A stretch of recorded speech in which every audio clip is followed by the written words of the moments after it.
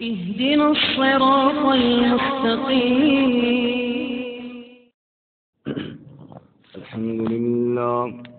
الحمد لله وكفى. الصلاة والسلام على خاتم الرسل وسيد الأنبياء وعلى آله وأصحابه الأتقياء. أما بعد فأعوذ بالله من الشيطان الرجيم. بسم الله الرحمن الرحيم. وذرني والمكذبين أولي النعمة ومهلهم قليلا إن لدينا أنكالا وجحيما وطعاما ذا غصة وعذابا أليما يوم ترجف الأرض والجبال وكانت الجبال كثيبا مهيلا. وذرنی اور چھوڑیے مجھے والمکذبین اولی النعمت اور وہ جھٹلانے والے جو مالدار ہیں ومہلہم قلیلا اور مہلت دیجیے ان کو تھوڑی سی. ان لدینا انکالا بے شک ہمارے پاس بیڑیاں ہیں وجحیما اور بھڑکتی ہوئی آگ ہے وطعاما ذا غصہ اور ایسا کھانا ہے جو گلے میں پھنس جانے والا ہے وعذابا الیما اور عذاب ہے دردناک.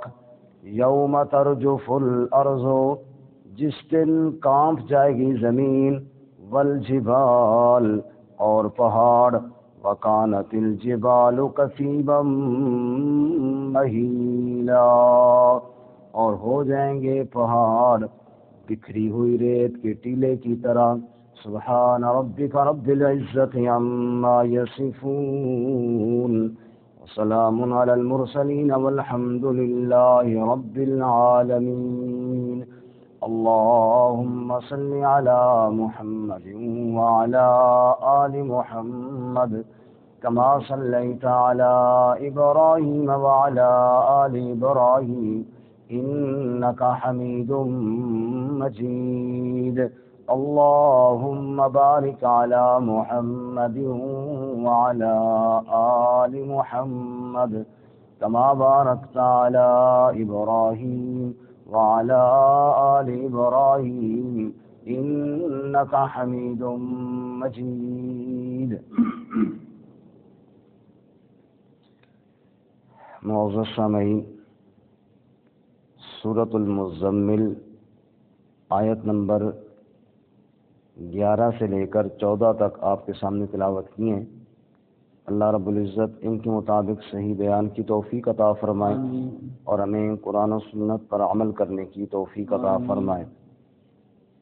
اس سے قبل رسول اللہ صلی اللہ علیہ وسلم کو جو اللہ تعالیٰ نے بار نبوت آپ کے کندھوں پر ڈالا، اس کی تیاری کے لیے راتوں کو اٹھ کر قرآن پڑھنے اور نماز تہجد ادا کرنے کا حکم دیا، اور ساتھ ساتھ اللہ کا ذکر کرنے کا اور اللہ کی طرف رجوع کرنے کا اور دشمنوں اور منکرین کی تکالیف پر صبر کرنے کا حکم دیا. گزشتہ سبق کی آخری آیت میں ہے وَاصْبِرْ عَلَىٰ مَا يَقُولُونَ، آپ صبر کیجئے ان باتوں پر جو وہ کہتے ہیں. صبر کرنا بڑا مشکل کام ہے، لیکن اس کا اجر اور بدلہ بہت بڑا ہے. ارشاد فرماتے ہیں اللہ تعالیٰ ان اللہ لا یضیع اجر المحسنین. فرماتے ہیں اللہ احسان کرنے والوں کو اجر ضائع نہیں کرتے. انہ من یتقی ویصبر فإن اللہ لا یضیع اجر المحسنین. جو تقوی اختیار کرے اور صبر کا دامن نہ چھوڑے، اللہ اس کا اجر ضائع نہیں کرتے. تو آج کے سبق میں رسول اللہ صلی اللہ علیہ وسلم کو تسلی کے بعد بتایا گیا ہے کہ جو آپ کے دشمن ہیں ان کو تو ایسی کڑی سزا ملے گی کہ جس کی طرف وہ سوچ بھی نہیں سکتے۔ فرماتے ہیں وَذَرْنِي وَالْمُكَذِّبِينَ، اللہ فرماتے ہیں مجھے بھی چھوڑو، ان کو چھوڑو، یعنی یہ میں جانوں اور وہ جانیں، جو آپ کے جھٹلانے والے ہیں، جو آپ کے مخالفین ہیں، وہ جانیں اور میں جانوں۔ لفظی معنی یہ ہے کہ مجھے بھی چھوڑو اور ان کو بھی چھوڑو، یعنی وہ ہم جانیں۔ اُولِي النَّعْمَةِ، جو عیش و عشرت والے ہیں، آسائشوں والے ہیں، مال و دولت والے ہیں، دنیا کے اندر ان کو اس بات پر گھمنڈ ہے کہ ہمارے پاس مال و دولت کی فراوانی ہے اور ہم جناب اپنے علاقے کے وڈیرے سمجھے جاتے ہیں، اور رسول اللہ صلی اللہ علیہ وسلم نے ان کے پاس تو کھانے کے لیے کچھ نہیں، ان کے پاس پینے کے لیے کچھ نہیں، اور جناب آپ کے اوپر ایمان لانے والے وہ بھی غریب اور فقیر قسم کے لوگ ہیں۔ تو اس مال و دولت اور دنیاوی اقتدار کے گھمنڈ میں وہ میرے نبی کو جھٹلاتے ہیں، تو ان کے یہ سارے غرور نکل جائیں گے، ان کا یہ سارا تکبر خاک میں مل جائے گا۔ اس سے پہلے قرآن کریم نے اور کئی مقامات پر دیگر انبیاء کی دعوت کے جواب میں بھی بڑے بڑے جو لوگ ہوتے ہیں اس بستی کے، ان کے انکار کا تذکرہ کیا۔ اللہ فرماتے ہیں اکابر مجرمیہا لیمکروا فیہا، بڑے بڑے وڈیرے اس بستی کے وہ میرے انبیاء کے خلاف پروگرام بنایا کرتے تھے۔ اس کی دو وجہ ہوتی ہے، ایک تو یہ کہ ان کو غرور ہوتا تھا اپنے مال و دولت کا، دوسری بات یہ کہ معاشرے کے اندر چونکہ ان کا ایک تھوڑا بڑا مقام ہوتا، اور اب اگر وہ اللہ کے نبی کی پیچھے چلتے تو وہ ان کے مقام پہ تھوڑی کمی آتی، تو وہ کہاں چاہتے تھے کہ ہم جناب کسی کے پیچھے چلیں، وہ تو یہ چاہتے سارے ہمارے پیچھے چلیں۔ اس وجہ سے انہوں نے اللہ کے انبیاء کا انکار کر دیا۔ قرآن پاک میں ہے کہ وہ یوں کہا کرتے تھے لولا نزل هذا القرآن على رجل من القريتين عظیم، قرآن کریم اللہ تعالیٰ نے مکہ اور طائف یہ جو بڑی بستیاں ہیں ان کے کسی بڑے سردار پہ کیوں نہیں نازل کیا تاکہ جناب ہم اس کو مان لیتے، ہم عبداللہ کے یتیم کے پیچھے چلیں، یہ بات ہم نہیں مانتے۔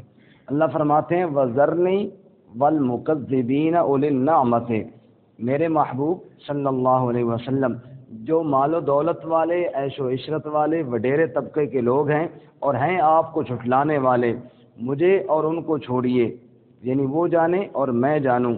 وَمَهِّلْهُمْ قَلِيلًا، اور ان کو مہلت دیجیے، قلیلہ تھوڑی سی قلیل، یعنی یہ چند روزہ زندگی ہے، ان قریب ختم ہونے والی ہے، نہ یہ جاہ و حشمت رہے گی، نہ یہ مال پیسہ رہے گا، نہ یہ اقتدار رہے گا، اور بڑے بڑے مال دولت آج ان کے نام و نشان ختم ہو گئے۔ شاعر کہتا ہے روے ماں سکندر دی آکے بوڑ گئیوں تو بیڑے نو، وچ قبر دے لا کے ڈیرے چھوڑ گئیوں تو ویڑے نو، قرآن وچوں آواز آوے مائی چھوڑ دے جھگڑے جھیڑے نو، اتنے لکھا سکندر پہ تو سدیسے سکندر کیڑے نو، یہاں کوئی ایک تو نہیں بڑے بڑے آئے، آج دنیا ان کا نام سے واقف بھی کوئی نہیں ہے۔ فرعون جب غرق ہوا نا، جو خدائی کا دعوے دار تھا، تو اللہ تعالیٰ کیا فرماتے ہیں 25ویں پارے فما بکت علیہم السماء والارض وما كانوا منظرین، غریب سا بندہ بھی مر جاتا ہے نا، لوگ ڈھیروں آ جاتے ہیں آنسو بہانے والے، ترس کرنے والے۔ رب کہتا ہے جب فرعون مرا اس کی لاش پر آنسو بہانے والا بھی کوئی نہیں تھا۔ فما بکت علیہم السماء والارض، نہ آسمان رویا نہ زمین روئی، نہ کسی اور کو بھی آنسو آیا، اس کی میت اور اس کی جو اس کے چاہنے والے تھے وہ تو ساتھ غرق ہو گئے تھے۔ تو یہ دنیا کا نظام ہے، بڑے بڑے لوگ ایسے ہیں کروڑوں کے مالک ہیں اور کفن بھی قسمت کے ساتھ میں ہے۔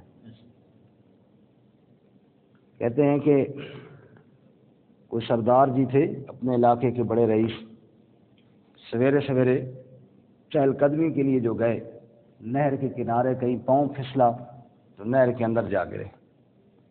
نہر کا تو پانی یا دریا جو بھی تھا وہ بڑی سپیڈ میں تھا، وہ تو کہاں سے کہاں لے کر چلا گیا ان کو۔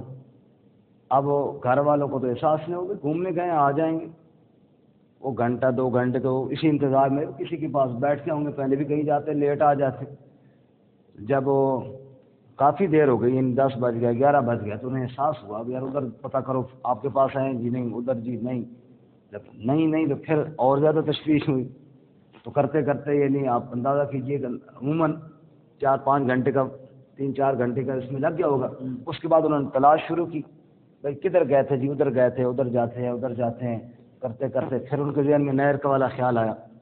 اتنے میں وہ تو پتہ نہیں کب سے کہاں پہنچ گئے تھے، وہاں جہاں آگے کسی علاقے میں دور گئے تھے، وہاں کوئی بندے نہر میں نہا رہے تھے، یا جو بھی انہوں نے لاش دیکھی تو انہوں نے لاش سمجھ لاوارثی لاش نکال دی۔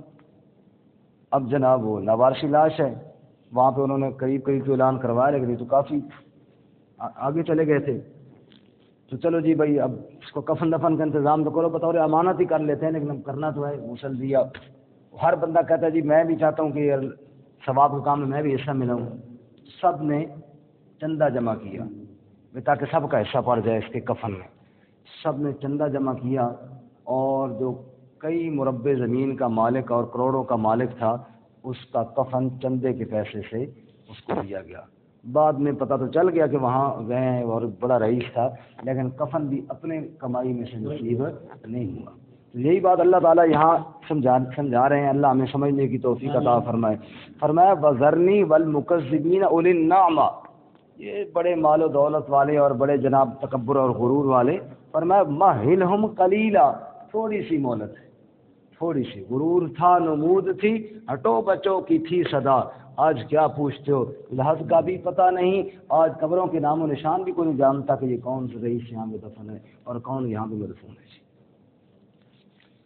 اللہ اکبر، وَمَهِّلْهُمْ قَلِيلًا، چند دنوں کی زندگی ہے۔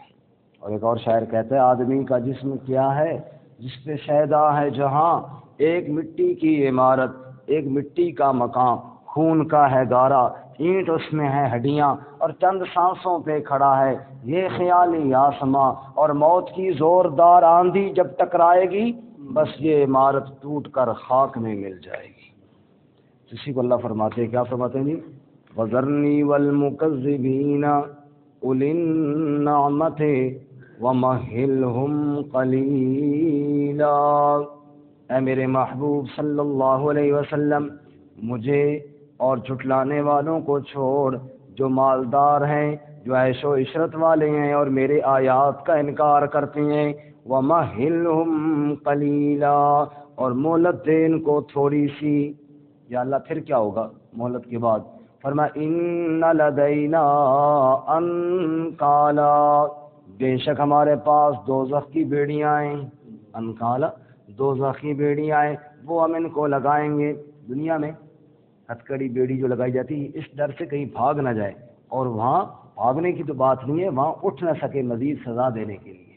جیسا کہ دوسرے کو اللہ فرماتے ہیں انا جعلنا فی اعناقہم اغلالا فہی الی الاذقان فہم مقمحون، ہم ان کے گلوں میں توق ڈالیں گے جو ٹھوڑیوں تک چڑھے ہوں گے، سر ان کے اوپر اٹھے ہوں گے، وہ نیچے دیکھ بھی نہ سکیں گے، اور پاؤں کے اندر یہاں پر فرماتے ہیں بیڑیاں ہوں گی۔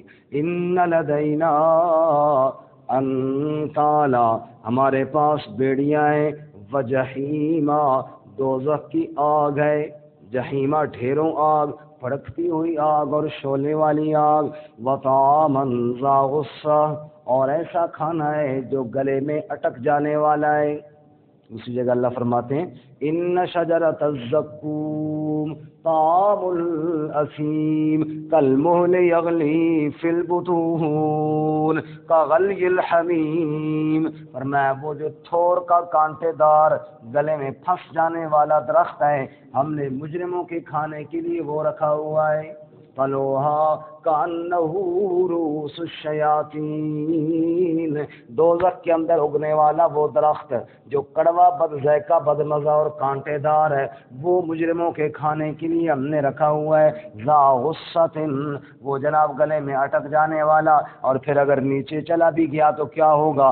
کالمہل یغلی فی البطون، ابلنا شروع کر دے گا پیٹ کے اندر، کغلی الحمیم، جیسے ہنڈیا میں پانی ابلتا ہے یوں جہنمی کے پیٹ کے اندر وہ کھانا ابل رہا ہوگا۔ اور اللہ تعالیٰ دوسری جگہ فرماتے ہیں ثم صبوا فوق رأسی من عذاب الحمیم، پھر دوزخ کی آگ کا کھولتا ہوا پانی وہ بھی اوپر پلٹا جائے گا اور کہا جائے گا ذوق انک انت العزیز الکریم، چکھ مزہ، تو دنیا میں بڑا اپنے آپ کو عزت دار سمجھا کرتا تھا، تو نے اپنی مقام اور عزت کی وجہ سے میرے انبیاء اور میری آیات کا انکار کیا، آج تجھے یہ سزا دی جائے گی۔ اللہ ہماری حفاظت فرمائے۔ ہاں فرمایا، اور جو پانی اس کا ذکر قرآن کریم میں دوسرے 17ویں پارے میں ہے۔ اللہ فرماتا ہے یسحر به ما فی بطونہم والجلود، وہ پانی کا ایک گھونٹ وہ جب اندر جائے گا پگھل کے اندر کا سارا نظام نیچے گر جائے گا۔ وَلَهُم مَّقَامِعُ مِنْ حَدِيدٍ، فرشتوں لوہے کے ہتھوڑوں کے ساتھ ان کی پٹائی بھی کریں گے۔ حالات تو سارے ایسے ہیں کہ بندہ مر جائے لیکن موت نہیں آئے گی، اس لیے اللہ فرماتے ہیں وَطَعَامًا ذَا غُصَّةٍ وَعَذَابًا أَلِيمًا، گلے میں پھنس جانے والا کھانا اور دردناک عذاب، یہ کب ہونے والا ہے؟ فرمایا یوم ترجف الراجفہ، جس دن زمین کانپ جائے گی، زمین ہلا دی جائے گی۔ اور دوسری جگہ اللہ کیا فرماتے ہیں اذا زلزلت الارض زلزالها واخرجت الارض اثقالها، جب زمین کو خوب جھنجھوڑ دیا جائے گا، خوب ہلا دیا جائے گا، اندر کی چیزیں باہر نکال پھینکے گی۔ اور پھر ایک مقام پہ اللہ یوں کہتے ہیں یا ایھا الناس اتقوا ربکم ان زلزلۃ الساعۃ شیء عظیم، اے لوگو اپنے رب سے ڈر جاؤ، ان زلزلۃ الساعہ، بے شک قیامت کا زلزلہ جو ہے شیء عظیم، بہت خطرناک اور بہت ہولناک چیز ہے۔ یوم ترونها تذہل کل مرضعۃ عما ارضعت، جب قیامت کا زلزلہ آئے گا، جب پہلی بار قیامت سے پہلے زمین کو ہلایا جائے گا، فرمایا دودھ پلانے والی ماں دودھ پیتے بچے کو بھول جائے گی اور حمل والیوں کے حمل نیچے گر جائیں گے۔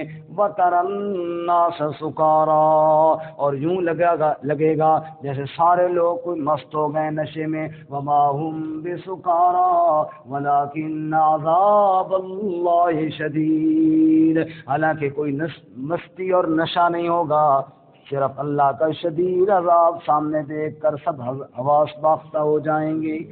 یوم ترجف الارض، کب؟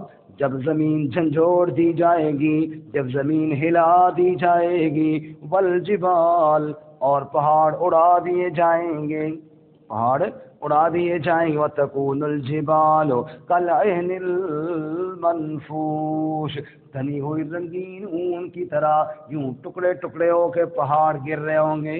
وَيَسْأَلُونَكَ عَنِ الْجِبَالِ فَقُلْ يَنسِفُهَا رَبِّي نَسْفًا، میرا رب ان کو اڑا دے گا اور کیا ہو جائے گا؟ فَكَانَتِ الْجِبَالُ كَثِيبًا مَّهِيلًا، اور پہاڑ یوں ہو جائیں گے جیسے بکھری ہوئی ریت کا ٹیلا، ریت کا ٹیلا ہو، ہوا کے جھونکے آئیں اور ریت کو اڑا کر لے جائیں، یوں پہاڑ بھی اس سے ریزہ ریزہ ہو جائیں گے، اپنا حجم اور وجود